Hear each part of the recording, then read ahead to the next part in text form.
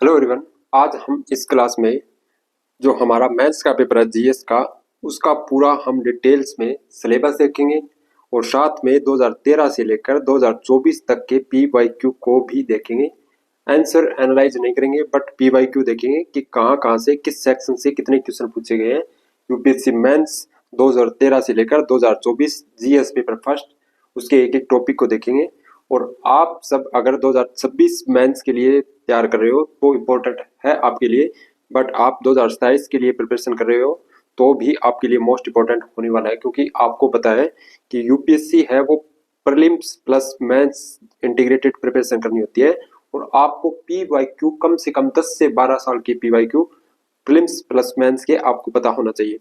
और आपको मैं यहाँ पे ये क्लास है वो यूट्यूब पर ऐसे ही हम GS first, GS second, GS three हर सब्जेक्ट का एक एक अलग अलग हम देखेंगे कि कैसे उसका ट्रेंड एनालिसिस सब्जेक्ट वाइज देखेंगे, ईयर वाइज देखेंगे। और साथ में जो मोस्ट इम्पोर्टेंट सबसे मोस्ट इम्पोर्टेंट यानी न्यू है पूरे एग्जाम की, वो है सिलेबस। मेंस के सिलेबस को एनालाइज करते चलेंगे, साथ में सब्जेक्ट जैसे जैसे हमारे पी वाई क्यू आएंगे वैसे वैसे हम उनके जो टॉपिक है सब टॉपिक है उसको हम देखते चलेंगे। तो आपको सिर्फ इत्मीनान से बैठकर क्लास को देखना है और उसके बाद आप जब भी अपनी जो मेंस की प्रिपरेशन स्टार्ट करो उसको आपको ऐसे पी वाई क्यू प्रैक्टिस करने हैं, तभी आपको इस क्लास का फायदा होने वाला है।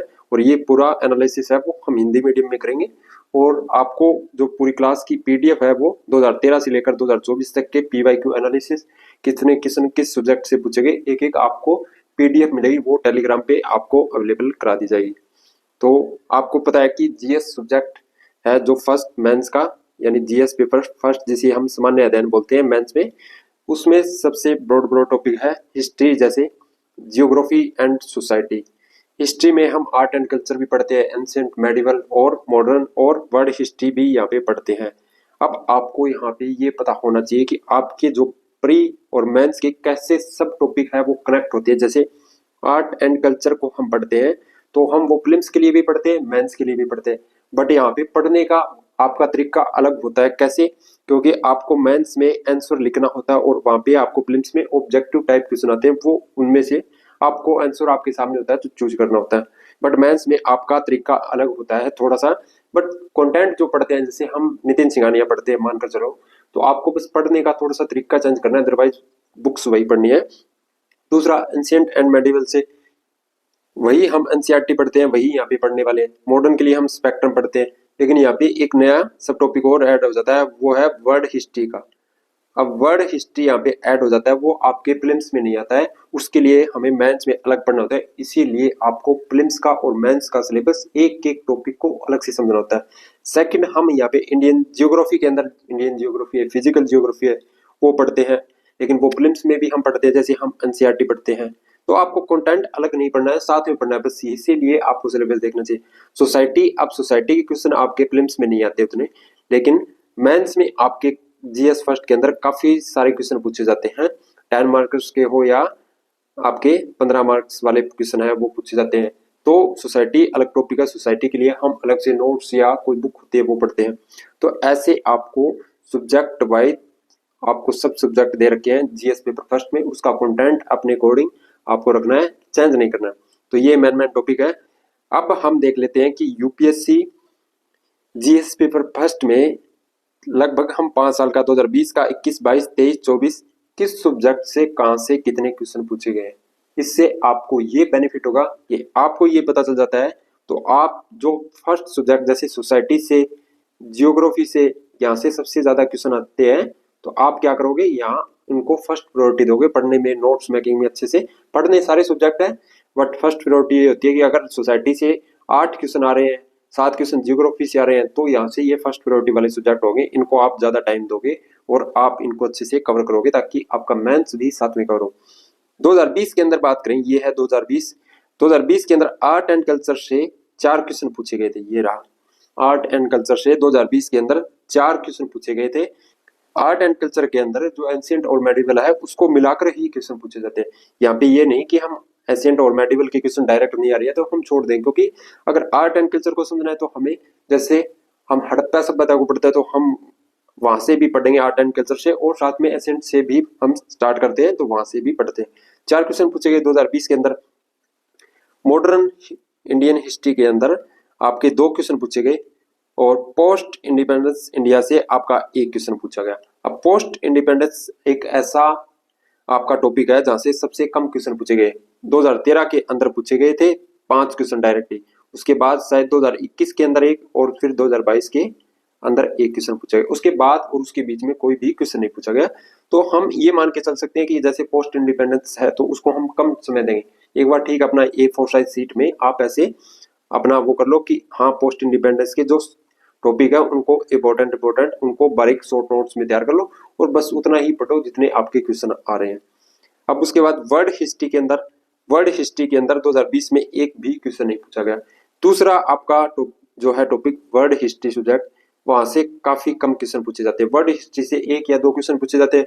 पोस्ट इंडिपेंडेंस से 2013 में पूछा, उसके बाद आपका 2021 में 2022 में क्वेश्चन पूछ लिया।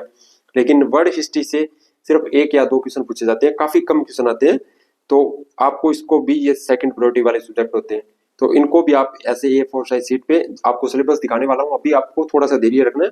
आप अगर आगे सिलेबस आपको मैं दिखाऊंगा तो वैसे कैसे आपको नोट्स बनाने वो भी बताऊंगा आपको A4 साइज सीट पर, जो कम पूछे जाते हैं टॉपिक, जिनको सिर्फ आपको मेंस के एग्जाम पर पढ़ना है और एक बार पहले पढ़ के आपको बाद में रिविजन करना होता है आंसर राइटिंग की, उसके बाद आपको साइड में छोड़ना होता है। उसके बाद 2020 में जियोग्राफी से बात करें तो जियोग्राफी से 8 क्वेश्चन पूछे गए थे। अब जियोग्राफी वाले सेक्शन को आप देखकर यहाँ से समझ रहे होंगे कि 2020 हो, 21 हो, 22, 23, 24 लगातार क्वेश्चन है वो 8 से लेकर 5, 7, 6 तक क्वेश्चन पूछे गए। तो कोर सब्जेक्ट है, इसमें कोई वो भी नहीं है कि ये तो मोस्ट इंपोर्टेंट सब्जेक्ट है, इसको तो छोड़ना भी नहीं है, और प्रीलिम्स में भी हम साथ में पढ़ते हैं। उसके बाद सोसाइटी से आपके 6 क्वेश्चन पूछे गए। अब सोसाइटी वाला यहाँ पे सेक्शन देख के आपको पता चला है कि 6 या 8 क्वेश्चन पूछे गए। यहाँ पे 8 क्वेश्चन और 6 क्वेश्चन पूछे गए। तो सबसे जो मोस्ट इंपोर्टेंट है वो जीएस पेपर फर्स्ट के अंदर, जिसमें हम जियोग्राफी, इंडियन सोसाइटी, हिस्ट्री पढ़ते हैं और वर्ल्ड हिस्ट्री पढ़ते हैं, उसके अंदर सबसे मोस्ट इंपोर्टेंट है वो है हमारा जियोग्राफी और सोसाइटी। उसके बाद हम आर्ट एंड कल्चर और मॉडर्न हिस्ट्री, उसके बाद हम वर्ल्ड हिस्ट्री और पोस्ट इंडिपेंडेंस। ऐसे आप सीक्वेंस में देख सकते हो इन चीजों को। अब आपको पता चल रहा है, आपको सिलेबस से आगे दिखाने वाला हूँ। 2021 के अंदर बात करें तो 2021 में आर्ट एंड कल्चर से सिर्फ 1 क्वेश्चन पूछा गया। अब ये नहीं है कि आपका 2020 में यहाँ पे आर्ट एंड कल्चर से 4 क्वेश्चन पूछ लिया तो यहाँ पे नेक्स्ट ईयर भी 4-5 पूछने वाला है, ये कुछ पता नहीं है। पूछेगा या नहीं पूछेगा वो भी नहीं पता है। 4 पूछ लेगा, 6 पूछ लेगा वो भी नहीं पता है। लेकिन एक ट्रेंड ये है कि देखो 4 से ज्यादा पिछले 5 सालों में आर्ट एंड कल्चर से क्वेश्चन नहीं पूछा रहा है, जिसमें हम एंशिएंट और मेडिवल भी पढ़ते हैं साथ में। तो आपको एक ट्रेंड पता चल रहा है इसका। और 2021 में मॉडर्न हिस्ट्री से 3 क्वेश्चन पूछे गए। अब मॉडर्न हिस्ट्री से आपको पता चला है कि ज्यादा से ज्यादा पिछले 5 सालों में 3 क्वेश्चन पूछे गए। हम स्पेक्ट्रम पढ़ते हैं प्रीलिम्स के लिए, तो उसके साथ ही हमारी इंटीग्रेटेड प्रिपरेशन होती है। उसके बाद पोस्ट इंडिपेंडेंस से आपका 2020 में पूछा गया था, यहाँ पे 1 क्वेश्चन, 2021 में नहीं 2020 में 1 क्वेश्चन पूछा गया था। उसके बाद वर्ल्ड हिस्ट्री से आपका 1 क्वेश्चन पूछा गया और जियोग्राफी से आपके फिर से 8 क्वेश्चन पूछ लिए गए 2021 के अंदर मेंस के अंदर, और सोसाइटी से आपके फिर से 6 क्वेश्चन पूछ लिए। अब एक ट्रेंड देखो यहाँ पे 2020 में, 21 में, 22 में, 23 में 8-8 क्वेश्चन पूछे हैं जियोग्राफी से, और सोसाइटी से 20, 21, 22, 23 में 6 क्वेश्चन पूछ रहा है। उसके बाद 8 क्वेश्चन पूछ लिए और यहाँ कम कर दिए 6 क्वेश्चन।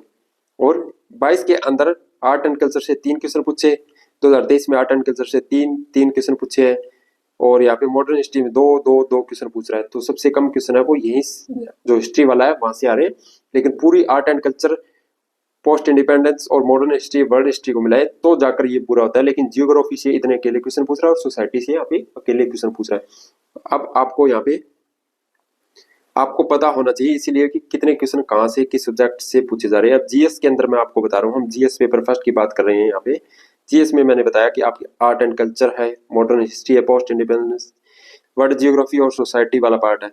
तो आपको ऐसे सीक्वेंस पता होना चाहिए कि सबसे फर्स्ट प्रायोरिटी हम जियोग्राफी को देने वाले हैं, जिसके लिए हम एनसीईआरटी पढ़ते हैं और प्रीलिम्स के लिए भी इंपॉर्टेंट है।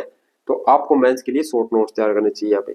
सेकंड आपका सोसाइटी वाला सेक्शन है। सोसाइटी से आपके क्वेश्चन पूछे जाते हैं बट मेंस में ही पूछे जाते हैं, प्रीलिम्स में आपके नहीं आते। इसके लिए आपको जो सब टॉपिक दिए गए जो हम आगे देखें वो आपको नोट्स में प्रिपेयर करने चाहिए ऐसे।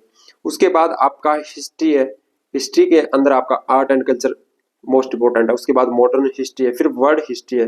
पोस्ट इंडिपेंडेंस से क्वेश्चन पूछ ही नहीं रहा है। 22 में लास्ट पूछा था। यहाँ पे देखिए 2022 के बाद और 2021 में 2 क्वेश्चन पूछे, एक एक क्वेश्चन, उसके बाद क्वेश्चन नहीं पूछे 2023 में 2024 में। क्या पता 2025 में आगे पूछ ले, इस बार 2026 में पूछ ले, कुछ पता नहीं है।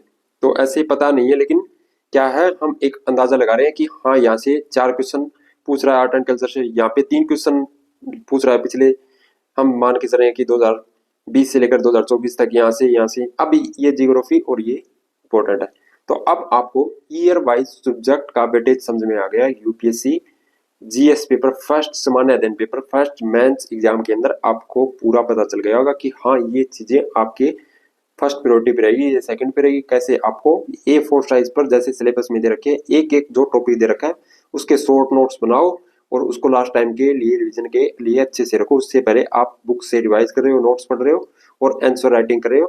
और यहाँ पे आंसर राइटिंग करोगे तो आपको ही पता चलेगा, क्योंकि अगर आप सिर्फ पढ़ रहे हो और आंसर राइटिंग नहीं कर रहे हो तो उसका कोई बेनिफिट होगा नहीं आपको, तो साथ में आंसर राइटिंग करनी।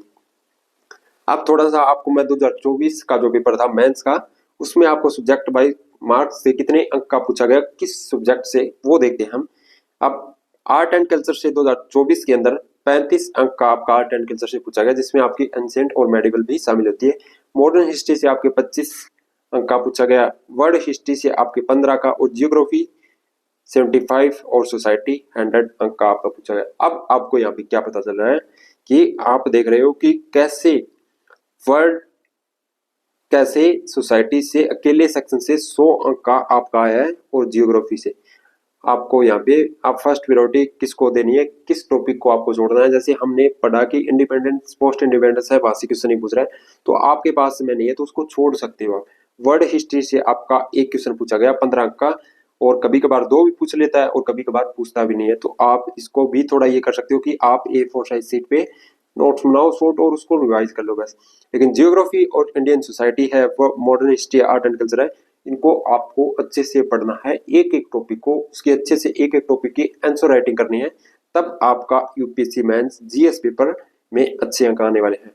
और यहाँ पे सोसाइटी और जियोग्राफी सबसे मोस्ट इंपॉर्टेंट वेटेज रहता है हर साल, चाहे वो 2024 हो, 2023 का, अब 2025 का होगा, उसमें भी आप देख लेना।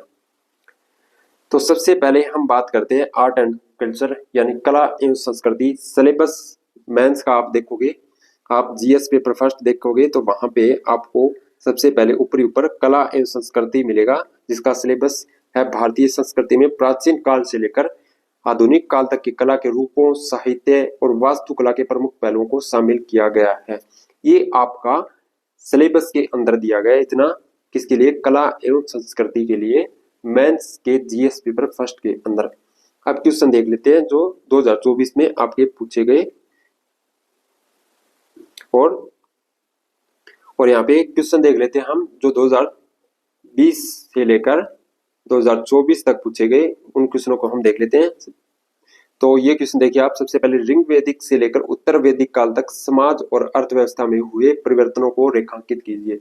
अब ये क्वेश्चन 2024 के अंदर पूछा गया था, और ऋग वैदिक जो ऋग वेद पीरियड था और उत्तर वैदिक पीरियड था, उसके बारे में यहाँ पे जो सोसाइटी और अर्थव्यवस्था है उसके क्षेत्र में हुए परिवर्तन को पूछा गया है। अब आपको ये क्वेश्चन अटेम्प्ट कैसे करोगे, अटेम्प्ट सबसे पहले आपने एनसीईआरटी बुक को अच्छे से पढ़ा है, सोर्स आपका वही रहेगा, और अच्छे से पढ़ा है, आपकी एक शॉर्ट नोट्स में तैयार है। जैसे उत्तर ऋग वैदिक पीरियड आपने एक A4 साइज सीट में बना रखा था, आपने लास्ट टाइम रिवीजन कर लिया, और उत्तर वैदिक काल का आपका एनसीईआरटी में दे रखा, वहां से आपने अच्छे से नोट्स बना रखे हैं और लास्ट टाइम आपने रिवीजन कर लिया, तो आप इस क्वेश्चन को अटेम्प्ट कर सकते हो। अदरवाइज ये क्वेश्चन देखने में आपको लग रहा है कि सरल सा है, लेकिन हार्ड क्वेश्चन है ये।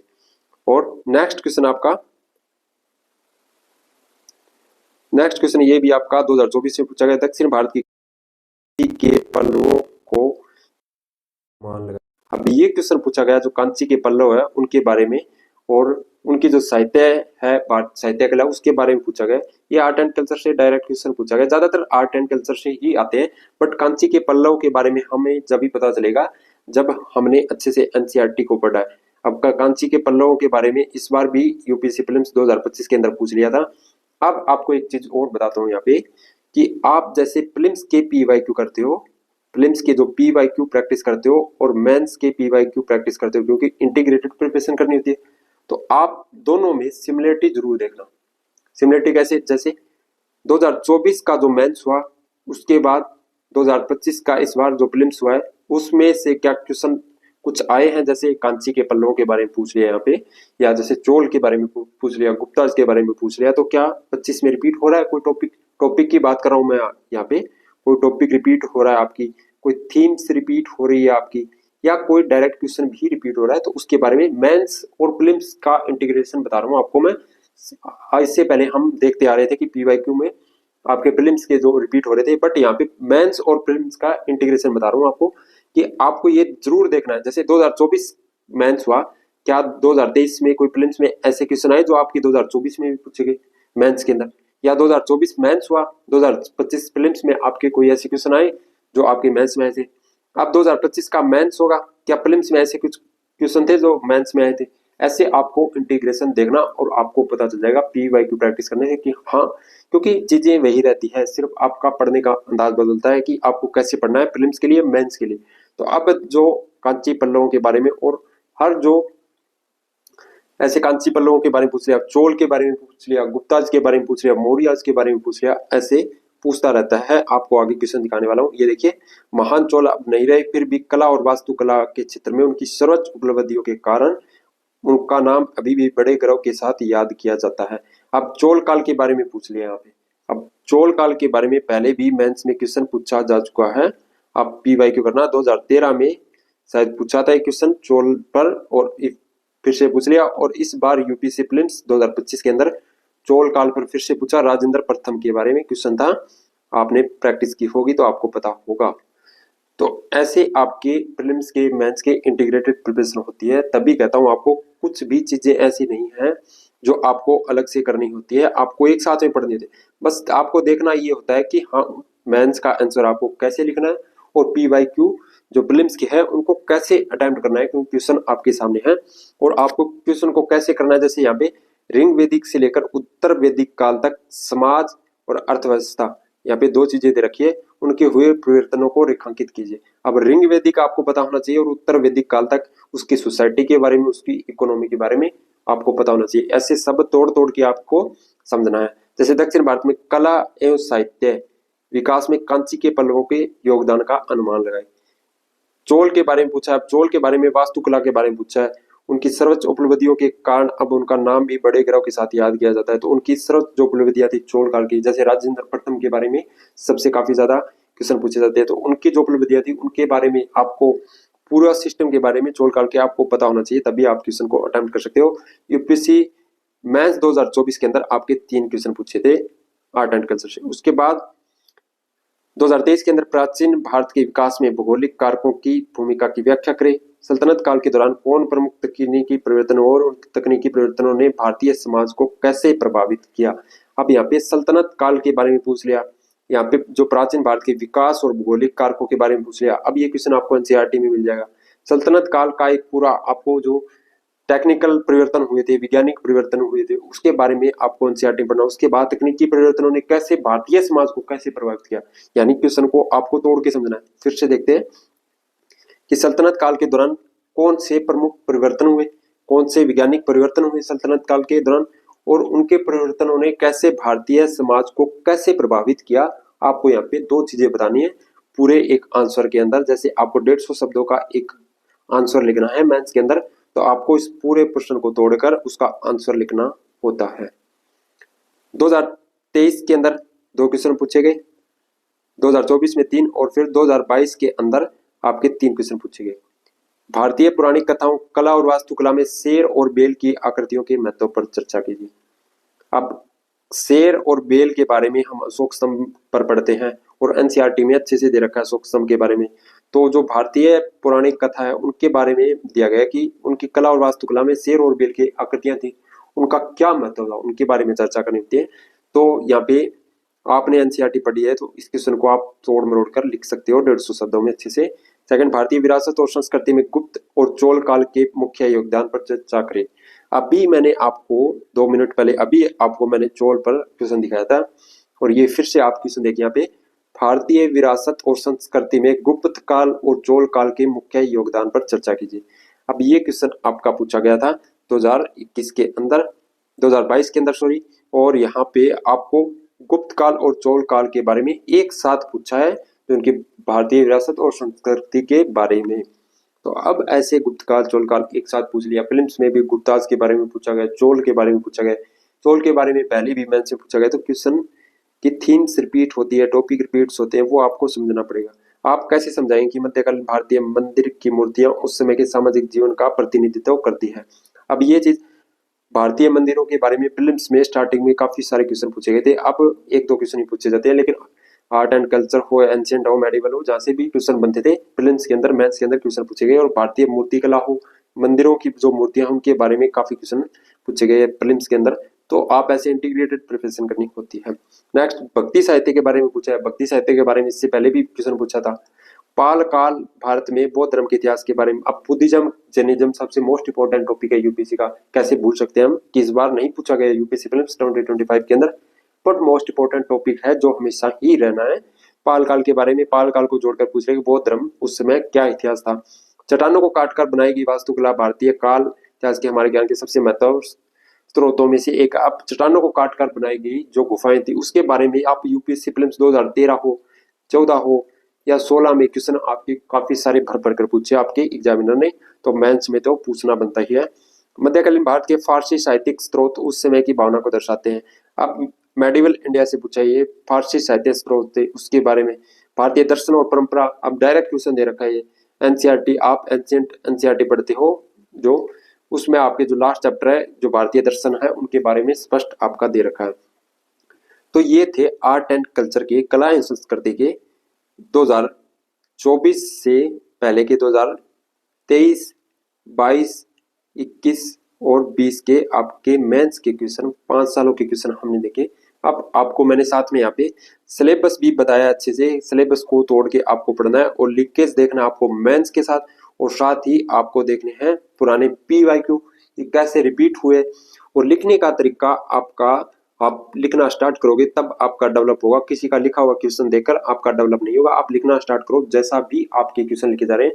आप कोई बुकलेट ले लो पीवाईक्यू की, उससे आप देख देख कर एक बार थोड़ा लिख लो, उसके बाद खुद से प्रैक्टिस करो। उसी बुक पे रिलाई मत करो, क्योंकि वो भी किसी ने लिखी है। आपका अपना तरीका होना चाहिए क्वेश्चन लिखने का, सबका अलग अलग होता है। तो आपको ये नहीं सोचना है कि बुक्स में ही अच्छे दे रखे हैं या कोई टॉपर अच्छा लिख रहा है, कोई टीचर अच्छा लिख रहा है। नहीं, आपकी भी कुछ अलग हो सकती है लिखने की कला, तो उसको भी आप चेक करें। सेकंड है आधुनिक भारतीय इतिहास। अब इसमें सिलेबस में 18वीं शताब्दी के मध्य से लेकर वर्तमान तक का आधुनिक भारतीय इतिहास, इसमें महत्वपूर्ण घटनाएं, व्यक्तित्व, मुद्दे, स्वतंत्रता संग्राम, इसके विभिन्न चरण तथा देश के विभिन्न भागों से महत्वपूर्ण योगदानकर्ता एवं योगदान के बारे में। नेक्स्ट, स्वतंत्रता के बाद देश के भीतर एकीकरण और पुनर्गठन, जो पोस्ट इंडिपेंडेंस की बात कर रहे थे उसके बारे में भी है। तो ये है आधुनिक भारत का आपका मैथ्स का सिलेबस जीएस पेपर फर्स्ट के अंदर। आपको एक एक टॉपिक को अच्छे से पढ़ना है, तभी आपके समझ। अब यहाँ पे व्यक्तित्व के बारे में पूछ रहा है ये, और या जो योगदान करता थे हमारे स्वतंत्रता संग्राम में उनके बारे में। जैसे अब महात्मा गांधी जी के बारे में हर साल एक क्वेश्चन पूछा जाता है। सुभाष चंद्र बोस हो या अन्य हो, जो भी जितने भी हमारे भारतीय स्वतंत्रता संग्राम के, हमारे भारतीय स्वतंत्रता संग्राम के जो महत्वपूर्ण व्यक्तित्व योगदान करते थे उनके बारे में क्वेश्चन पूछता है यूपीएससी। आपको अभी दिखाने वाला हूँ। तो ये सिलेबस आपका था। सबसे पहला क्वेश्चन देखिए, ये कौन सी घटनाएं थी जिनके कारण भारत छोड़ो आंदोलन शुरू हुआ और इसके परिणाम बताएं। अब भारत छोड़ो, क्विट इंडिया मूवमेंट, भारत छोड़ो आंदोलन, आपको बताया कि आप जो बुक पढ़ रहे हो उसके अंदर डायरेक्ट दे रखा है, लेकिन आपको तरीका ये देखना पड़ेगा लिखने का। सेकंड, इंग्लैंड में औद्योगिक क्रांति भारत में हस्तशिल्प और कुटीर उद्योगों के पतन के लिए किस हद तक जिम्मेदार थी। अब ये इंग्लैंड में औद्योगिक क्रांति हुई थी उसके बारे में पूछ रखा है, और ये आपको सबसे पहले जो बुक पढ़ते हो स्पेक्ट्रम उसमें दे रखा है। शिक्षा और राष्ट्रवाद के प्रति महात्मा गांधी और रविंद्रनाथ टैगोर के दृष्टिकोण में क्या अंतर है। अभी मैंने बताया जो व्यक्तित्व है महत्वपूर्ण हमारे स्वतंत्रता संग्राम के, उनके बारे में क्वेश्चन पूछता है। और महात्मा गांधी पर क्वेश्चन हमेशा पूछा जाता है, चाहे प्रीलिम्स हो चाहे मेंस हो, कहीं ना कहीं। अब भारत छोड़ो आंदोलन से पूछ रखा है, तो इससे जुड़े सबसे महत्वपूर्ण व्यक्ति हमें पता है कि महात्मा गांधी थे, तो ये क्वेश्चन भी उन्हीं से पूछा है। औपनिवेशिक शासन ने भारत में आदिवासियों को किस प्रकार प्रभावित किया और औपनिवेशिक उत्पीड़न के प्रति आदिवासियों की प्रतिक्रिया क्या थी। ब्रिटिश ईस्ट इंडिया कंपनी की सेनाएं, जिसमें अधिकतर भारतीय सैनिक थे, भारतीय शासकों की अधिक संख्या वाली बेहतर सुजीत सेनाओं के विरुद्ध क्यों जीतती रही, कारण बताएं। 18वीं सदी के मध्य से औपनिवेशिक भारत में कालों में अचानक वृद्धि क्यों हुई, कारण बताएं। असहयोग आंदोलन के बारे में पूछ लिया और सविनय अवज्ञा आंदोलन के बारे में पूछ लिया और महात्मा गांधी के जो रचनात्मक कार्य थे उसमें असहयोग आंदोलन और सविनय अवज्ञा आंदोलन में तो उनके बारे में पूछ लिया, अभी मैंने दिखाया था। उदारवादियों की भूमिका ने किस हद तक स्वतंत्रता आंदोलन के आधार तैयार किया और टिप्पणी करे। यंग बंगाल और ब्राह्मण समाज के विशेष संदर्भ में सामाजिक धार्मिक सुधारों आंदोलन का विकास का पता लगाए। अब यंग बंगाल और ब्राह्मण समाज के बारे में इस बार यूपीएससी प्रीलिम्स 2025 के अंदर राजा राम मोहन के बारे में पूछ लिया। तो ऐसे क्वेश्चन आपको लिंकेज देखना और एक की ही चीजें पढ़नी आपको जो साथ में पढ़ते हो मेंस पढ़ेगी। 1920 के दशक से राष्ट्रीय आंदोलन ने विभिन्न वैचारिक धाराएं ग्रहण की और इस प्रकार अपने सामाजिक आधार का विस्तार किया। लॉर्ड कर्जन की नीतियां और राष्ट्रीय आंदोलन पर उनके दीर्घकालिक प्रभावों का मूल्यांकन करें। अब ये डायरेक्ट क्वेश्चन पूछ रखा है लॉर्ड कर्जन के बारे में। अब इसमें आपको कुछ ज्यादा देखना नहीं है, जैसे ये 150 शब्दों का आपका क्वेश्चन था। बस आपको ये है कि आपको 2 पेज में अच्छे से कंटेंट लिखना है। लॉर्ड कर्जन के बारे में आपको पूरी डिटेल से जानकारी होनी चाहिए कि उन्होंने जो राष्ट्रीय आंदोलन था उसमें उनकी क्या प्रभाव रहे, उन्होंने क्या महत्वपूर्ण योगदान दिए और उनके क्या क्या कार्य थे। तो ये आपको ऐसे पता होना चाहिए। अब लास्ट 2021 के अंदर आपके जो भारतीय रियासतों की एकीकरण प्रक्रिया में मुख्य प्रशासनिक मुद्दों और सामाजिक सांस्कृतिक समस्याओं का आंकलन करें। जो हमने पोस्ट इंडिपेंडेंस वाली हमने देखा था कि 2021 में एक क्वेश्चन पूछा गया, जिसमें एक क्वेश्चन पूछा गया और 2022 में फिर एक क्वेश्चन पूछा गया। राज्यों और क्षेत्रों का राजनीतिक प्रशासनिक पुनर्गठन 19वीं सदी के मध्य से ही एक सतत प्रक्रिया रही है, उदाहरणों के साथ चर्चा करें। अब पोस्ट इंडिपेंडेंस आप कहाँ से पढ़ोगे, तो आपकी जो 12th क्लास की पॉलिटी की एनसीईआरटी है वहां से अब अगर आप 1-2 बार रिवाइज कर लेते हो तो आपका पोस्ट इंडिपेंडेंस कंप्लीट हो जाएगा। और साथ भी आप स्पेक्ट्रम की बुक पढ़ते हो, वहां भी लास्ट में कुछ चैप्टर दे रखे हैं तो वहां से भी आप पढ़ सकते हो। आपके पास कंटेंट की कमी नहीं है। सबसे पहले तो आपको यही समझना है कि पोस्ट इंडिपेंडेंस कहाँ से पढ़ना है, सोसाइटी कहाँ से पढ़ना है, जियोग्राफी कहाँ से पढ़ना है, आपको ये तो सोचना ही नहीं है।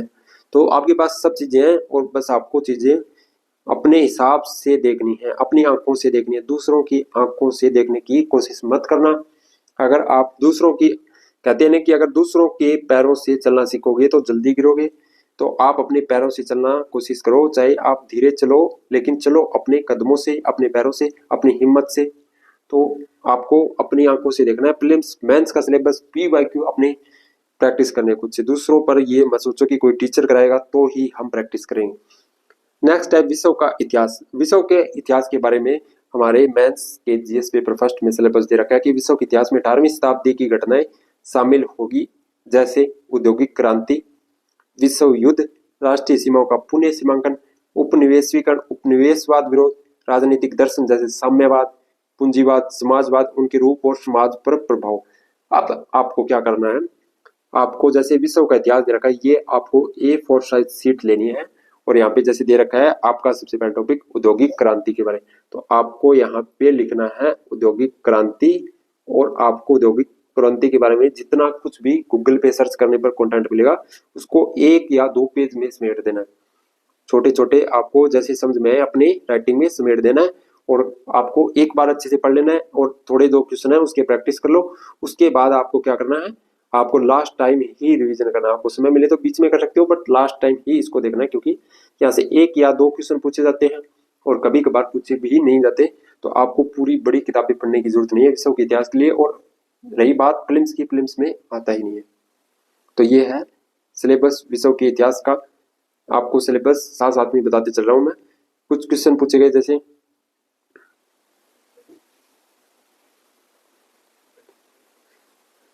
विश्व के इतिहास से क्वेश्चन पूछा गया, जैसे 2018 के अंदर एक क्वेश्चन पूछा गया, अंग्रेज भारत से अन्य उपनिवेशों में गिरिमिटिया मजदूरों को क्यों ले गए और क्या वे वहां अपनी संस्कृति को पहचान को बचा पाए, ये 2018 में पूछा। 2019 में फिर से एक क्वेश्चन पूछा, बताया कि आधुनिक विश्व की नींव अमेरिकी और फ्रांसीसी क्रांति ने कैसे रखी थी। 2021 में फिर से एक क्वेश्चन पूछा, 2020 में नहीं पूछा। 2 विश्व युद्धों के बीच लोकतांत्रिक राज्य प्रणाली के लिए गंभीर चुनौती उत्पन्न हुई, कथन का मूल्यांकन करें। 2023 में एक क्वेश्चन पूछा, विश्व के विभिन्न देशों में रेलवे की शुरुआत के सामाजिक आर्थिक प्रभावों पर प्रकाश डालिए। 2024 में एक क्वेश्चन पूछा, यह कहना कहां तक सही है कि प्रथम विश्व युद्ध मूलतः शक्ति संतुलन को बनाए रखने के लिए लड़ा गया था। अब एक क्वेश्चन ही पूछ रहा है। अब 2018 से हमने देखा 18 में एक, 19 में एक, 21 में एक, 20 में पूछा नहीं, 23 में एक, 24 में एक। तो आपको इसीलिए कह रहा हूँ कि आपको इसके पीछे नहीं भागना है कि सब चीजों के छोड़ के कि मेरे पास तो वर्ड हिस्ट्री का कोई कंटेंट नहीं है, किसके नोट्स पढ़ूं, किस टीचर को फॉलो करूं, यूट्यूब पे किसी को फॉलो करूं या कहीं से कोचिंग लूं, तो ऐसे आपको छोटी छोटी बातें नहीं करनी है। आप यूपीएससी एस्पिरेंट हो, आपको थोड़ा सा माइंड लगाना है, आपको हर टॉपिक के और बस वहीं से आपका आए तो अच्छी बात है, अदरवाइज आपने थोड़ा सा भी पढ़ा है तो आप उसका आंसर एक आएगा 150 शब्दों में या 250 पेज में या 3 पेज में, तो उसको लिखना होगा तो लिख दोगे आप, उसके पीछे आपको ज्यादा नहीं पढ़ना है, इतना बड़ा सिलेबस है और भी जो इंपॉर्टेंट चीजें होती है उनको पढ़ना होता है। नेक्स्ट है सोसाइटी, समाज से इंडियन सोसाइटी सबसे मोस्ट इंपॉर्टेंट टॉपिक है यूपीएससी मेंस जीएस पेपर सामान्य अध्ययन फर्स्ट पेपर के अंदर, क्योंकि मैंने आपको दिखाया कि 2024 के अंदर यहाँ से अकेले से 100 अंक का काम पूछा गया था, अंक पूछे गए थे और मोस्ट इंपॉर्टेंट है। और आपको प्रीलिम्स के लिए ये जरूरी नहीं है, बट मेंस के लिए सबसे मोस्ट इंपॉर्टेंट है जीएस पेपर के लिए।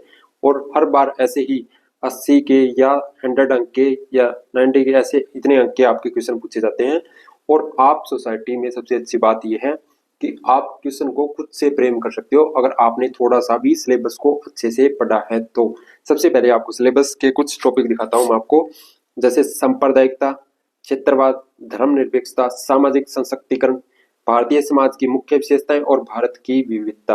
अब आपको सिलेबस देखकर ये पता होना चाहिए कि आप जैसे सांप्रदायिकता है, क्षेत्रवाद है, धर्मनिरपेक्ष है, सामाजिक सशक्तिकरण है, भारतीय समाज की, हमारे भारतीय समाज की क्या मुख्य विशेषताएं हैं, हमारे भारत में क्या क्या विविधताएं हैं उनके बारे में, महिलाओं की भूमिका के बारे में, महिला संगठन के बारे में, गरीबी, जनसंख्या, विकास और संबंधित जो मुद्दे उनके बारे में, शहरीकरण की क्या समस्या है, उनका क्या समाधान है, भारतीय समाज में वैश्वीकरण का क्या प्रभाव है। ये आपका जो सोसाइटी वाला टॉपिक है, सब्जेक्ट है, उसके अंदर ये आपका सिलेबस दे रखा है।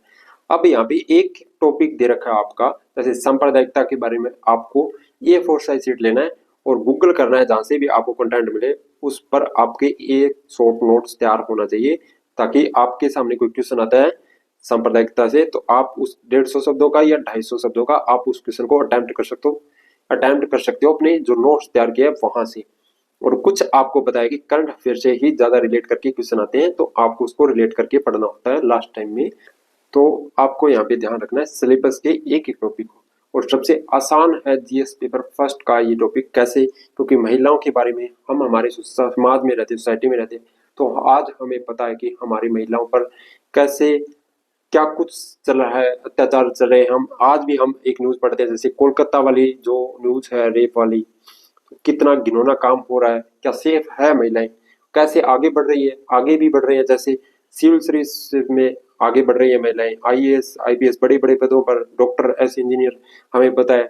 कृषि क्षेत्र में महिलाओं का क्या योगदान है, प्राइवेट इंडस्ट्री में महिलाओं का क्या योगदान है, राजनीति के अंदर महिलाओं को क्या योगदान है, और अगर कुछ कमियां तो हम उनको कैसे पूरा कर सकते हैं। शहरीकरण के बारे में, शहरीकरण में आज जनसंख्या बढ़ोतरी हो रही है, लोग शहरों की तरफ प्लान कर रहे हैं, वहां पे क्या समस्या पैदा हो रही है, जैसे पानी की है, बिजली की है, रहने की है, और उनका क्या समाधान कर सकते हैं।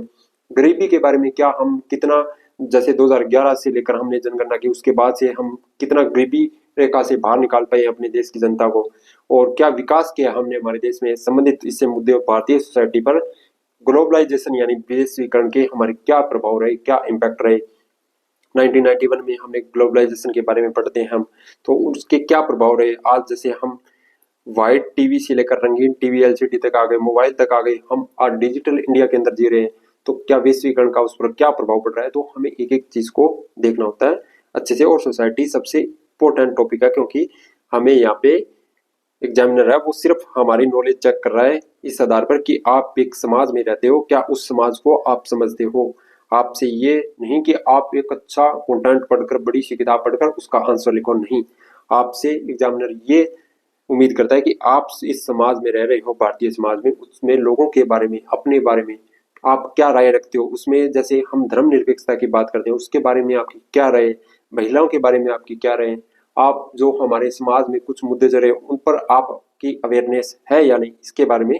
तो हम सबसे पहले 2024 में पूछे गए क्वेश्चन, जैसे सामाजिक आर्थिक समानता वाली जातियों के बीच अंतर जातीय विवाह कुछ हद तक बढ़े हैं, लेकिन अंतर धार्मिक विवाहों के मामले में है कम है, सच है, चर्चा करें।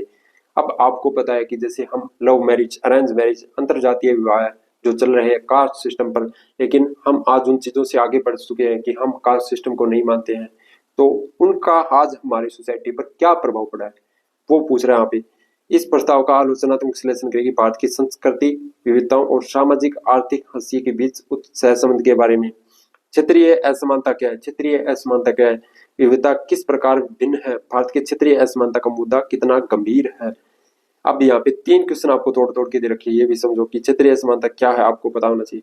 विविधता से किस प्रकार भिन्न है और भारत में क्षेत्रीय असमानता का मुद्दा कितना गंभीर है, आपको पता होना चाहिए। 3 आपके क्वेश्चन जैसे 150 शब्दों में होगा, लेकिन ये 250 शब्दों में आपका क्वेश्चन है, तो आपका 3 पेज में आपको लिखना है, तो एक एक टॉपिक पर आपको यहाँ पे पकड़ होनी चाहिए।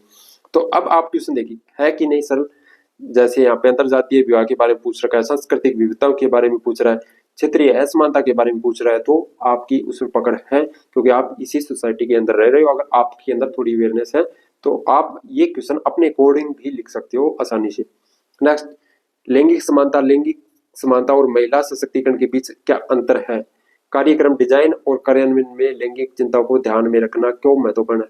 अब लैंगिक समानता का मुद्दा हम न्यूज़पेपर हो या जहाँ पे भी हम पढ़ते रहते हैं, या हम एनसीईआरटी में स्कूलों में पढ़ते आए हैं, तो हमें ये चीजें पता होनी चाहिए, बेसिक नॉलेज वाली चीजें। विकास के सामाजिक आर्थिक मुद्दों से निपटने में सरकार, गैर सरकारी संगठनों और निजी क्षेत्र के बीच किस प्रकार का सहयोग सबसे अधिक उत्पादक होगा? जो गैर सरकारी संगठन है, एनजीओ है, उसके बारे में। समानता और सामाजिक न्याय के लिए व्यापक नीतियों के बावजूद वंचित वर्गों को अभी भी संविधान द्वारा प्रकल्पित सकारात्मक कार्रवाई का पूरा लाभ नहीं मिल रहा है, उसके बारे में। वैश्वीकरण के विभिन्न वर्गों की कुशल युवा अविवाहित महिलाओं का शहरी प्रवास बढ़ गया है, इस प्रवृत्ति ने उनकी व्यक्तिगत स्वतंत्रता और परिवार के संबंधों पर क्या प्रभाव डाला है? अब वैश्वीकरण वाला मैंने बता रहा था, जैसे अगर आपका A4 साइज पर वैश्वीकरण का टॉपिक तैयार है शॉर्ट नोट्स, तो आप इस क्वेश्चन को करंट अफेयर के साथ रिलेट करके और थोड़ा खुद से आप इसको अटेम्प्ट कर सकते हो, चाहे 150 शब्दों में या 250 शब्दों में। तो वो थे 2024 के। अब 2023 के क्वेश्चन देखते हैं। क्या आपको लगता है कि आधुनिक भारत में विवाह एक संस्कार के रूप में अपना महत्व खो रहा है? अब क्या समझ रहे हो? अब यहाँ पे पूछ रहा है, जो हमारी सोसाइटी, हमने टॉपिक देखा हमारा समाज, भारत में विवाह को लेकर एक बड़ा मुद्दा हो रहा है। भारत में विवाह को लेकर एक बड़ा मुद्दा हो रहा है, क्योंकि कास्ट सिस्टम हो या अंतरजातीय विवाह, जो भी हम समझ रहे हैं, जो हमने अभी समझा कि लव मैरिज या अरेंज मैरिज वाले सिस्टम आजकल ज्यादा ही चल रहे हैं। तो यहाँ पे देखिए, हमने अभी देखा कि अंतरजातीय विवाह कुछ हद तक बढ़े हैं, ये 2024 के अंदर पूछा। अविवाहित महिलाओं के बारे में जो प्रवास बढ़ रहा है उसके बारे में पूछा, उसका क्या कारण है? क्या महिलाएं वैश्वीकरण ग्लोबलाइजेशन से प्रभावित है? जो अविवाहित महिलाएं वो शहरों की ओर प्रवास हो रहा है, क्या उनको, जो हमारे सोसाइटी है, हमारा समाज है, व्यक्तिगत स्वतंत्रता और परिवार के साथ संबंधों में क्या प्रभाव पड़ रहा है, उसके बारे में। तो ऐसे आपको क्वेश्चन को रिलेट करना पड़ेगा खुद से और इस समाज से, सोसाइटी वाले टॉपिक पर। बच्चों को गले लगाने की जगह अब मोबाइल फोन ले ली है, बच्चों के सामाजिकरण पर इसके प्रभाव पर चर्चा करें। अब ये बेसिक सा क्वेश्चन है कि आज के समय में बच्चे खेलने कूदने से ज्यादा है वो मोबाइल फोन पर ध्यान दे रहे हैं। कारण, आज हम ग्लोबलाइजेशन, आज हम डिजिटल इंडिया में जी रहे हैं, लेकिन उनका बच्चों के सामाजिकरण पर इसके क्या प्रभाव रहने वाले हैं, उसके आपको एक एक प्रभाव ऐसे लिखने हैं, और हम क्या इसमें बदलाव कर सकते हैं वो भी आपको बताना है नीचे। तो एक एक चीज को देखना आपको। वैदिक समाज और धर्म की मुख्य विशेषता क्या है? क्या आपको लगता है कुछ विशेषताएं अभी भी भारतीय समाज में मौजूद है? भारत में जाति की पहचान अस्थिर है, जातीय पहचान और सांप्रदायिकता, उत्तर उदारवादी अर्थव्यवस्था के प्रभाव। और मेंस के अंदर आपके जो सिलेबस में दे रखा है वही आएगा, अलग से कुछ नहीं आएगा। बताए कि भारतीय समाज में युवा महिलाओं में आत्महत्या क्यों बढ़ रही है? अब बताओ, युवा जो महिलाएं हैं उनमें आत्महत्या की समस्या बढ़ रही है, चाहे वो शिक्षा को लेकर हो, या उन पे रोजगार की समस्या को लेकर हो, या उन पे विवाह को लेकर हो, तो वो आज सुसाइड कर रही है। आपने देखा है कि जो युवा महिलाएं 18 से लेकर 21-22 साल की जो लड़कियां हैं, वो, उसका कारण क्या है? क्या उन पर कोई किसी तरह का दबाव है, पारिवारिक दबाव है, सोसाइटी का दबाव है, शिक्षा को लेकर है, या रोजगार को लेकर, विवाह को लेकर, या कुछ अन्य वजह होती है? तो उनको लेकर समाज में युवा महिलाएं वो आत्महत्या बढ़ रही है, उसका क्या कारण है आपको यहाँ पे बताना, और क्या सोल्यूशन हो सकता है वो भी आपको साथ में देना है। नेक्स्ट है, क्या शहरीकरण के कारण भारतीय महानगरों में गरीबी का अलगाव और हाशिए पर जाने की स्थिति पैदा हो रही है? अब शहरीकरण के बारे में अभी हमने देखा कि 2024 में पूछा था, 2023 में पूछ रहा है, तो टॉपिक वही है, रिपीट हो रहे हैं। सबसे आसान टॉपिक है आपका सोसाइटी। 2022 के अंदर पारिवारिक रिश्तों पर वर्क फ्रॉम होम के प्रभाव का अन्वेषण और मूल्यांकन करें। भारत में जनजातीय समुदाय के बीच विविधताओं को देखते हुए किन विशिष्ट संदर्भों में उन्हें एक ही श्रेणी के रूप में माना जाना चाहिए? भारतीय समाज में जाति, क्षेत्र, धर्म के संप्रदाय की प्रमुख विश्लेषण करें।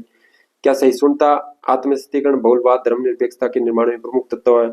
अपने उत्तर का औचित्य बताएं। उपभोग की संस्कृति पर जोर देने वाले नए मध्यम वर्ग उद्देश्य टीयर 2 शहरों का विकास किस प्रकार संबंधित है? सीमित संसाधनों वाले विश्व में वैश्वीकरण और नई प्रौद्योगिकी के बीच में संबंधों को भारत में विशेष संदर्भ में स्पष्ट कीजिए। अब हर क्वेश्चन का हर कोरिलेट है, जैसे 2023 वाले से 2024 वाले से आपस में वही टॉपिक है, वही पूछना, नहीं कुछ नहीं। तो ये थे 2022 के, ये क्वेश्चन हमने देखे 2023 के, और ये हमारे 2024 के क्वेश्चन थे सोसाइटी वाले से टॉपिक। अब लास्ट टॉपिक है हमारा है वो है जियोग्राफी, भूगोल, जो मोस्ट इंपॉर्टेंट है सोसाइटी की तरह। क्या दे रखा है सिलेबस के अंदर? विश्व भौतिक भूगोल की मुख्य विशेषताएं, महत्वपूर्ण भूभौतिकीय घटनाएं, भूकंप, सुनामी, ज्वालामुखी, चक्रवात, भौगोलिक विशेषताएं और स्थान, उनके स्थान, भौगोलिक विशेषताएं और उनका स्थान के बारे में दे रखा है कि महत्वपूर्ण भौगोलिक विशेषताओं, जलाशय, हिमटोपियों सहित तथा वनस्पति और जीव जंतुओं में परिवर्तन और ऐसे परिवर्तनों के प्रभाव। नेक्स्ट आपका विश्व के विभिन्न भागों में भारत सहित प्राथमिक, द्वितीयक और तृतीयक क्षेत्र के उद्योगों के स्थान के लिए जिम्मेदार कारकों के बारे में, विश्व भर के प्रमुख प्राकृतिक संसाधनों का वितरण, दक्षिण एशिया और भारतीय उपमहाद्वीप सहित। अब भूगोल के लिए आपको पता है कि हम एक चीज पढ़ते हैं, वो है हमारी एनसीईआरटी। हम 6 से लेकर 12 तक की एनसीईआरटी पढ़ते हैं, या हम 11th की 2 इंडियन जियोग्राफी और फिजिकल जियोग्राफी और 12th क्लास की 2 एनसीईआरटी पढ़ते हैं, जो मोस्ट इंपॉर्टेंट है। मैंने आपको पहले भी बहुत बार समझाया है यूपीएससी प्रीलिम्स के लिए कि काफी सारे क्वेश्चन पूछे जाते हैं। वैसे ही यहाँ पे भी आपके जो जियोग्राफी सेक्शन है वो जीएस पेपर फर्स्ट में मोस्ट इंपॉर्टेंट है। मैं मानता हूँ कि एक एनसीईआरटी से यहाँ पे डायरेक्ट क्वेश्चन आपके नहीं बनने वाले हैं। तो आपको जैसे भूकंप दे रखा है, सुनामी दे रखा है, ज्वालामुखी दे रखा है, चक्रवात दे रखा है, आपको वही A4 साइज शीट और वहां पे लिखना है आपको चक्रवात, और एक पेज में आपको या 2 पेज में A4 साइज शीट पर अपने अकॉर्डिंग एक एक शीट पर आपको लिखते जाना है मेंस के अनुसार। अगर कोई क्वेश्चन आपको पता है जैसे 2023 का 2024 का पूछा है इस टॉपिक से, तो वो भी आपको लिख देना है, साथ में अटेम्प्ट कर देना, आपको साथ में लिख के देखना आपको साथ में, तो आपकी प्रैक्टिस हो जाएगी। तो ऐसे ये है आपका ज्योग्राफी का सिलेबस। 2024 के क्वेश्चन देखते हैं। समुद्री सतह के तापमान में वृद्धि क्या है? यह उष्णकटिबंधीय चक्रवातों के निर्माण को कैसे प्रभावित करता है? अब उष्णकटिबंधीय चक्रवात के बारे में यूपीएससी प्रीलिम्स में भी पूछा गया है, और एनसीईआरटी है फिजिकल जियोग्राफी, वहां पे आपको स्पष्ट मिलेगा। जो समुद्री सतह का टेम्परेचर बढ़ता है उसमें वृद्धि क्या कारण है, उसका क्या कारण है, और उष्णकटिबंधीय चक्रवात है उसके निर्माण को कैसे प्रभावित करती हैं ये चीजें, समुद्री सतह के टेम्परेचर, बादल फटने की घटना क्या है समझाए, अरोरा ऑस्ट्रेलिया और अरोरा बोरेलिस क्या है, ये कैसे सक्रिय है। कुछ टॉपिक जियोग्राफी में न्यूज में होते हैं, जैसे अरोरा ऑस्ट्रेलिया बोरेलिस के बारे में पूछा है तो ये न्यूज में थे टॉपिक। बवंडर क्या है? मैक्सिको की खाड़ी के आसपास के इलाकों में ज्यादातर बवंडर क्यों देखे जाते हैं? अब कहीं तूफान या ऐसे सुनामी या बाढ़ जैसी घटनाएं हो रही है, उसको भी आपको न्यूज में रखना चाहिए, और ऐसे आपको उस टॉपिक को क्या करना चाहिए, जैसे केरला में अगर बाढ़ आ रही है तो आपको केरला को मेंशन करना चाहिए कि उसमें बाढ़ आ रही है, अभी आई थी हाल ही में जैसे, तो उसको आपको मेंशन करना चाहिए जियोग्राफी में। और साथ ही आपको जियोग्राफी में मैपिंग अच्छे से बनाना आना चाहिए, हर थोड़ा भी आए लेकिन थोड़ा बना के आप उसको दर्शा सकते हो। जैसे आपका अगर कोई मैप आ रहा है, आपका कोई डायग्राम आ रहा है, तो उसको आप अच्छे से दर्शा सकते हो। ये भी आपको जियोग्राफी में एक अच्छा बेनिफिट होता है कि आप यहाँ पे लिखने के साथ साथ चित्र को दर्शा सकते हो जियोग्राफी में। जनसंख्या की सर्दी की अवधारणा क्या है? क्या दुनिया ऐसी स्थिति की ओर बढ़ रही है? विस्तार से बताइए। गंगा घाटी की भूजल क्षमता में गंभीर गिरावट आ रही है, इसका भारत की खाद्य सुरक्षा पर क्या प्रभाव पड़ रहा है? बड़े शहर छोटे शहरों की तुलना में अधिक प्रवासियों को क्यों आकर्षित करते हैं? विकासशील देशों की स्थितियों के प्रकाश में चर्चा करें। 2023 में पूछा फ्योर्ड कैसे बनती है? दुनिया के सबसे खूबसूरत इलाकों में, न्यूज में था। भोजपुर क्षेत्र के दक्षिण पश्चिम मानसून को पूर्वी पूर्वी क्यों कहा जाता है? और इस दिशात्मक मौसमी पवन प्रणाली ने इस क्षेत्र के सांस्कृतिक लोकोत्तर को कैसे प्रभावित किया? उष्णकटिबंधीय देशों में खाद्य सुरक्षा पर जलवायु परिवर्तन के क्या प्रभाव, क्या चर्चा करें, उसके क्या परिणाम हो सकते हैं? विश्व के मीठे जल संसाधनों की उपलब्धता, उन तक पहुंच के संकट का सामना क्यों करना पड़ रहा है? भारत की लंबी तटरेखा की संसाधन संभावनाओं टिप्पणी करें और इन क्षेत्रों में प्राकृतिक आपदा की तैयारी की स्थिति पर प्रकाश डालिए। आप भी बताया मैंने, जैसे केरला में, कर्नाटका में बाढ़ आती है मानसून के मौसम में, तो उसका कारण पूछ सकता है आपको। जैसे तटीय रेखा है समुद्र की, ये हमारे भारत की, तो यहाँ पे काफी ज्यादा बाढ़ आती है, तो उसका कारण पूछ सकता है, या कोई स्टेट के बारे में स्पेसिफिक पूछ सकता है कि वहां पे ज्यादा क्यों आ रही है, उसका कारण क्या है। भारत में प्राकृतिक वनस्पति की विविधता के लिए जिम्मेदार कारकों की पहचान करें और उन पर चर्चा करें। भारत के वर्षा वन क्षेत्रों में वन्य जीव अभयारण्यों के महत्व पर आकलन करें। और सबसे इंपॉर्टेंट बात, कि आपके क्वेश्चन जुड़े हुए होते हैं, ऐसे पहले भी बता दिया मैंने आपको। ऐसे आपको डिवाइड करके एक एक टॉपिक को देखना है। भारत में मानव विकास आर्थिक विकास के साथ तालमेल रखने में क्यों विफल? अब ये क्वेश्चन आपकी 12th क्लास की जियोग्राफी की एनसीईआरटी वहां पे मिलेगा। जो मानव विकास है, ह्यूमन डेवलपमेंट के बारे में, वो क्वेश्चन आपको थोड़ा सा ये है कि आपको करंट अफेयर के साथ रिलेट करके लिखना है, बट आप यहाँ पे स्टैटिक से पढ़ सकते हो एनसीईआरटी से। 1960 के दशक में शुद्ध खाद्य आयातक से भारत विश्व में शुद्ध खाद्य निर्यातक के रूप में उभरा, क्या कारण है बताएं? 2022 में क्षोभ मंडल एक बहुत ही महत्वपूर्ण वायुमंडलीय परत है जो मौसम प्रक्रियाओं को निर्धारित करती है। कैसे? अब क्षोभ मंडल के बारे में हम एनसीईआरटी फिजिकल जियोग्राफी की वहां से पढ़ते हैं, और प्रीलिम्स में भी काफी बार यहाँ से परतों से क्वेश्चन पूछे गए। तो मोस्ट इंपोर्टेंट है, ये ऐसे टॉपिक आपको नहीं छोड़ने थे। भारत मौसम विज्ञान चक्रवात प्रवण क्षेत्रों में दी गई रंग कोडित मौसम चेतावनी के अर्थ पर चर्चा करें। प्राथमिक चट्टानों की विशेषताओं और प्रकारों का वर्णन करें। रबर उत्पादक देशों के वितरण पर चर्चा करते हैं, उनके सामने आने प्रमुख पर्यावरणीय मुद्दों को इंगित करें के बारे में। डेक्कन ट्रेप के बारे में, अंतर्राष्ट्रीय व्यापार और जल डमरू स्मिथ के बारे में पूछा। अब जैसे ये जो जल डमरू मध्य है, जैसे अंतर्राष्ट्रीय व्यापार में सबसे महत्व है, और हम देखते कि जो जल मार्ग है ये जो काफी ज्यादा न्यूज में रहते हैं, अभी ईरान और इराक को लेकर काफी न्यूज में था। तो ऐसे आपके क्वेश्चन बनते करंट अफेयर से भी रिलेट करके आपको पढ़ना पड़ेगा। महासागरीय धाराओं के बारे में एनसीईआरटी में दे रखा है फिजिकल जियोग्राफी। 2021 में विश्व की प्रमुख प्रमुख पर्वत श्रृंखलाओं का संरेखण के संक्षेप में उल्लेख करें तथा स्थानीय मौसम की स्थिति पर उनके प्रभाव को उदाहरण से समझाएं। भारत को उपमहाद्वीप क्यों माना जाता है? अपना उत्तर विस्तार से बताएं। 2021 में ज्वालामुखी विस्फोट की वैश्विक घटना और क्षेत्रीय पर्यावरण पर उनके प्रभाव का उल्लेख करें। हिमालय क्षेत्र और पश्चिमी घाट में भूस्खलन के कारणों में अंतर बताएं। और आर्कटिक की बर्फ और आर्कटिक के ग्लेशियर के पिघलने के बारे में पूछा है। जल निकायों की शहरी भूमि लाने वाले निर्धारित क्या है? उदाहरण से विश्व में खनिज तेल के असमान वितरण भूमियों में प्रभावों के बारे में, भारत में गोंडवाना के बारे में, और 2020 में प्रशांत महासागरीय क्षेत्र की भूभुतकीय प्लेटलेट के बारे में, मरुस्थलीकरण के बारे में, नदियों को आपस में जोड़ने के बारे में, क्योंकि कब से सबसे ज्यादा न्यूज में रहता है सूखा और बाढ़ जैसे जो घटनाएं होती है उनके बारे में। हिमालय ग्लेशियर के पिघलने से अब काफी ज्यादा न्यूज में रहता है। भारत के वन संसाधनों की स्थिति और जलवायु परिवर्तन पर इसके प्रभाव का परीक्षण करें। भारत में सौर ऊर्जा की अपार संभावनाएं, हालांकि इसके विकास में क्षेत्रीय भिन्नताएं विस्तार करें। लोहा इस्पात उद्योग की वर्तमान स्थिति कच्चे माल से दूर होने का उदाहरण देकर समझाए। तो ये थे जियोग्राफी के क्वेश्चन आपके। अब मैंने आपको जियोग्राफी के क्वेश्चन फास्ट फास्ट कराए, और वैसे भी हमने इनके आंसर नहीं देखे, हमने एनालाइज ये किया है। सबसे मोस्ट इंपॉर्टेंट तो कि हमने सिलेबस को देखा एक तो अच्छे से।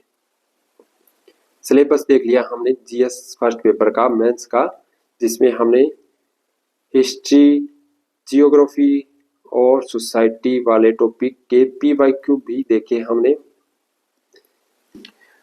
और साथ ही हमने ये देखा कि आपको जो पीडीएफ है 2013 से लेकर 2024 तक के क्वेश्चन की, मेंस के हर पेपर की, वो टेलीग्राम पे मिलेगी आपको। और यहाँ पे हमने लगभग 5 साल के पीवाईक्यू है उसकी प्रैक्टिस देखी है कि कैसे आपके क्वेश्चन आ रहे हैं और किस सब्जेक्ट से कहाँ से किस ईयर में ज्यादा क्वेश्चन पूछे गए हैं, तो वो हमने देखा है। तो आपको इससे इतना ही बेनिफिट होगा इस वीडियो से, क्योंकि मैं आपको डायरेक्ट बता देता हूँ। आप अगर 2x पर भी देखो तो भी आपको कोई दिक्कत नहीं है कि आप तो एक फास्ट आपका सिलेबस है वो रिवाइज हो जाएगा। आपको नोट्स कैसे बनाने, साथ में ये भी बताया मैंने आपको कि नोट्स भी आपको कैसे तैयार करने हैं। सेकंड आपको ये कि अगर आप को रिलेट करोगे प्रीलिम्स के और मेंस के जो टॉपिक है, पीवाईक्यू थीम्स है, वो कैसे एक साथ पढ़ने होते हैं आपको, वो भी। और जैसे विश्व का इतिहास है, आपको विश्व का इतिहास आपको सिर्फ मेंस के लिए पढ़ना है। आप बस 2 A4 साइज शीट में आप उसके नोट्स तैयार करो और उसको सल्टा दो, बस उतना ही करना है। आपको उसके पीछे नहीं पड़ा रहना है कि मेरे पास नोट्स नहीं है और मैं कहाँ से लूँगा ये वो। तो आपको ज़्यादा डाउटफुल नहीं रहना है कि कहाँ से पढ़ना है मेरे को, ये चीज़ें ये। तो हमने ये पूरा एनालिसिस किया जीएस फर्स्ट पेपर। तो ये थी आज की क्लास, और आपकी कुछ डिबेट हो तो आप कमेंट करके जरूर बताना। और पीडीएफ मैंने आपको बता दी टेलीग्राम पे मिल जाएगी, AV स्टडी IAS अकेडमी पे आप जाकर सर्च करना, वहाँ पे आपको हर चीज़ की पीडीएफ अवेलेबल है यूपीएससी से रिलेटेड, चाहे वो पीवाईक्यू हो, पुरानी पेपर हो, अन्य चीज़ें, वो आप वहाँ पे जाकर चेक कर लेना।